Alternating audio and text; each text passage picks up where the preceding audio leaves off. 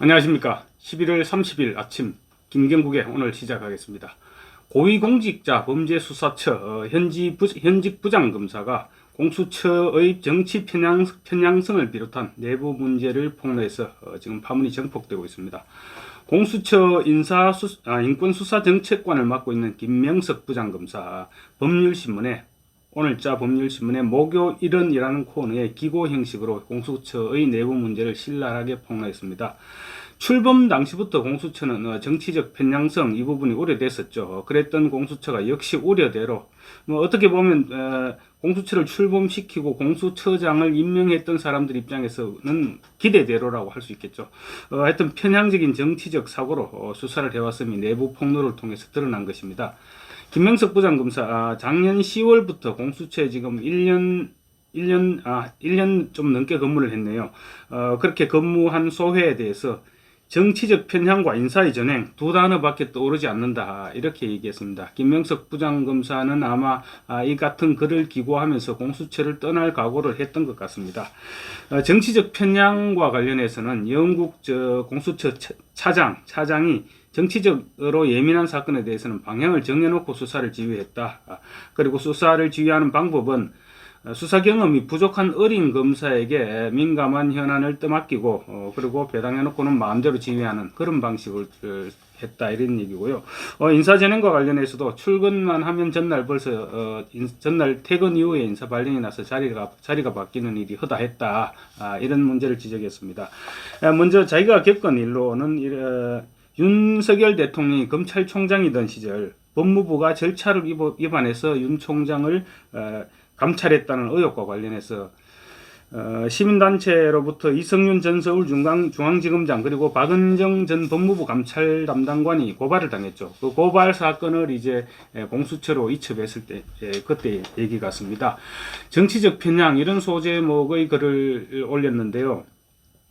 올해 초 검찰총장 찍어내기 감찰 의혹에 대해 검찰에서 검찰 간부 2명의 직권남용 혐의를 수사해서 공수처로 이첩했다. 이 사건은 사회적 관심도가 높은 민감한 사건인데도 이영국 차장검사는 나에게 수사 경험이 없는 어린 A 검사에게 배당하라고 지시했다. 이상했다. 이렇게 적었습니다. 사회적 관심도가 높은 민감한 사건, 이런 사건 같은 경우는 경험 있는 고참 검사에게 맡겨서 신속, 정확, 그리고 말썽이 없도록 수사를 지휘하는 게 이거 상식이죠. 그때 아마 이 김 부장 검사가 수사 1부장 검사 시절인 것 같습니다. 그래서 이제 사건이 들어오면 검사를 배당하는 그런 위치에 있었던 것 같습니다. 그랬는데 공수처 그러니까 영국 차장이 잠시 후 그때 당시에 수사 1부장 검사이던 김 부장 검사 자기와 그 담당 A 검사를 부르더니 이게 무슨 직권 남용이냐 이러면서 자신이 미리 찾아놓은 판례 이런 검토 보고서 판례 이런 것을 찾아서 이거 직권 남용이 성립하지 않는다 이런 자료들을 A 검사에게 건네주면서 검토 보고서를 작성을 지시했다는 것입니다. 그러면 결국은 이거 별로 검토해 보니까 우리가 기소하고 이러할 사안이 못 된다 이런 검토 보고서를 써내라 이런 주문이었던 셈이죠. 그래서 김 부장 검사는 검사 17년을 하면서 별꼴을 다 겪어봤는데 이 같은 지시를 내리는 것을 보고 깜짝 놀랐다 이렇게 얘기했습니다. 영국 차장검사가 수사 지휘를 하는 스킬이 많이 부족했던 것이죠. 기자들도 사실 이런 식으로 열심히 취재를 해서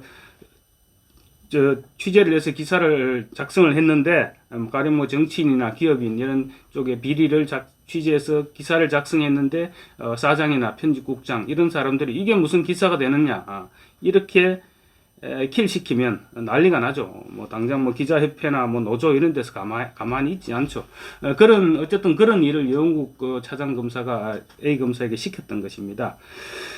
이성윤, 박은정 두 대표적인 친문검사죠. 두 검사에 대해서 이제 수사가 이첩되어 오니까 영국 김진욱 처장이나 영국 차장 심기가 매우 불편했겠죠. 그래서 아마 이런 일을 시켰던 것 같은데 김진욱 처장의 경우 이성윤 서울중앙지검장 당시 지검장을 소환해서 조사하면서 자신의 관용차를 내줘서 몰래 공수처로 들여와서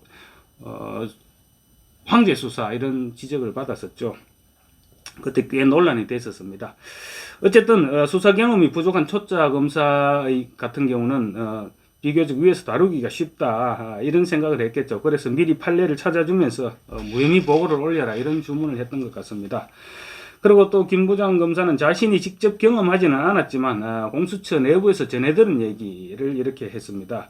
윤석열 검찰총장의 판사 사찰 문건 작성 사건, 이 사건과 관련해서 입건 여부에 대해서 이제 공수처 검사들이 부정 의견을 내면 또 다른 검사한테 또 검토시키고 또 부정 의견을 내면 또 다른 검사한테 검토를 시키고 이렇게 계속 여러 검사를 거치다가 공수처 검사들이 계속 이건 입건거리가 안 된다 이렇게 하니까 입건 명령이라도 하겠다 이런 식으로 성화를 부려서 어쩔 수 없이 입건을 했던 일이 있었다고 들었다. 그래서 자기는 농담인 줄 알았다 이렇게 얘기를 했습니다.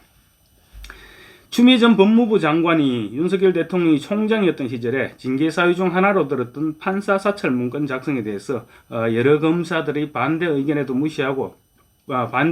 불구하고 여 차장이 입건에 수사하도록 압력을 행사했다. 이런 얘기를 다른 공수처 관계자들로부터 들었다는 얘기입니다. 김 부장 검사는 이렇게 얘기합니다. 이 두 사건 모두 내가 직접 수사를 하지 않아서 범죄 성립 여부를 알지 못하고 또 뭐 어떠한 결론이 나더라도 나는 이견이 없다. 그렇지만 수사에 착수를 하지도 않은 데 대해서 미리 결론을 내리고 또 그 결론을 짜맞추도록 공수처 간부들이 이런 언행을 했다는 것이 참 놀라울 뿐이었다 이렇게 적었습니다. 그리고 인사전횡도 신랄하게 비판했는데요. 공수처 직원들은 공무원들이 아니라 새벽 인력시장에 나와 있는 잡부와도 같이 지낸다. 인력시장에 나가면 차가 오는 순서대로 차에 실려서 이렇게 가죠. 그래서 언제 어디로 판례 가서 어떤 일을 하게 될지 아무도 모른다. 어느 날 출근을 해보면 전날 퇴근 후에 인사명령이 공지돼서 다른 곳으로 가야 된다. 이런 공지가 시도 때도 없이 뜬다. 이렇게 얘기합니다. 그래서 사람들 빼서 이쪽으로 우르르 몰려갔다가 또 다른 쪽으로 우르르 몰아가고 이런 식이라는 것이죠. 그러다 보니까 팀워크가 생길 리가 없고 분란이 끊기지 않고 퇴직자가 속출한다. 사기업에서도 이렇게 하면 온전하지 못할 것 같은데 공무원 조직에서 이런 무원칙 무기준의 인사는 상상해 본 적도 없다. 정말 신기하다. 이렇게 적었습니다. 그럼 왜 이런 일이 발생했을까요? 김 부장 검사가 이렇게 진단했습니다. 김 처장과 여 차장이 모두 판사 출신으로 수사 경험이 없으니까 수사 지휘를 제대로 하지 못했어. 그리고 수사 방향을 잡아줄 수 없었기 때문이다. 이렇게 지적합니다. 평검사 좀 하다가 그만두고 변호사를 하던 사람들이 부장 검사로 와서 수사를 지휘한다. 수사 경험도 길지 않은데 지휘 경험은 전혀 없으니 배가 산으로 가고 시끄럽다. 이렇게 진단했습니다. 그러면서 예로 들어서 경찰관 한 명을 구속해보겠다고 1년 내내 조직 전체가 매달려서 초과 삼간을 태우는 어처구니 없는 일이 발생했고 또 수사 과정에서 변호인들을 징계 청구했다가 기각되기도 하고 멀쩡한 피의자를 자살이 우려된다 이런 이유로 체포영장을 청구했다가 기각되기도 하고 또 뭐 이런 검찰에서 같으면 절대 일어날 수 없는 코미디 같은 일들이 공수처에서는 다반사로 일어났다는 것입니다. 이 방향을 잡아줘야 할 처장이나 차장이 경험이 없으니까 또 이렇게 하면서도 잘하는 줄 안다. 이것이 더 큰 문제다. 이렇게 지적했습니다. 계속 지금 사실은 공수처가 지금까지 4명에 대한 영장을 4명에 대해서 영장을 청구했는데 4번 모두 사전 전패였죠. 이렇게 영장 청구가 매번 기각되는 것은 이러한 이유가 있었던 것입니다. 김 부장 검사는 총체적 난국이다. 이렇게 평가했습니다. 또 그러면서 이런 일을 3년간 겪고 산 공수처 구성원들은 마음의 병을 얻은 것처럼 시름시름하다. 대부분 이미 그만뒀다. 그런데도 국정감사장에서는 수사는 위아래가 혼연일체가 되어야 가능하다. 이런 유체이탈 화법을 구사하는 것을 보면 그저 경이로울 따름이다. 이렇게 비꼬았습니다. 국정감사 얘기가 나오니까 생각나는데 이번 국정감사에서 김진욱 처장 그리고 영국 차장이 두 사람이 문자를 주고받다가 카메라에 포착됐죠. 문자 내용이 이제 후임 공수처장을 어떤 사람을 추천하느냐 이런 내용이었는데 공수처장은 후임 공수처장을 추천할 자격이 없습니다. 그래서 민주당 측 추천위원들과 모종의 짬짬이가 있었던 것이 아니냐 이런 추측을 불러일으키기도 했습니다. 어쨌거나 김진욱 처장은 김 부장 검사에 대한 감찰을 지시하고 또 여운국 차장은 개인 자격으로 허위사실 적시에 의한 명예훼손 이런 혐의로 지금 고소하겠다는 입장입니다. 김 부장 검사는 1998년 40회사 시에 합격한 뒤 사법연수원을 30기로 수료했고요.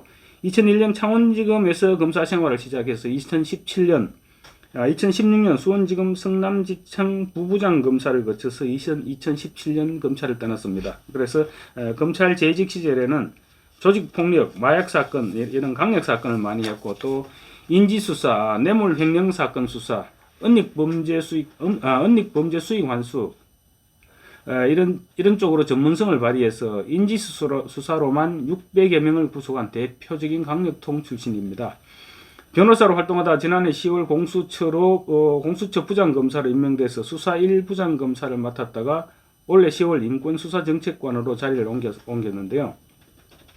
이 정도 경력을 가진 김 부장검사가 자신의 기고문이 어떤 파장을 불러올지 모르고 기고를 한 것은 아닐 겁니다, 아마.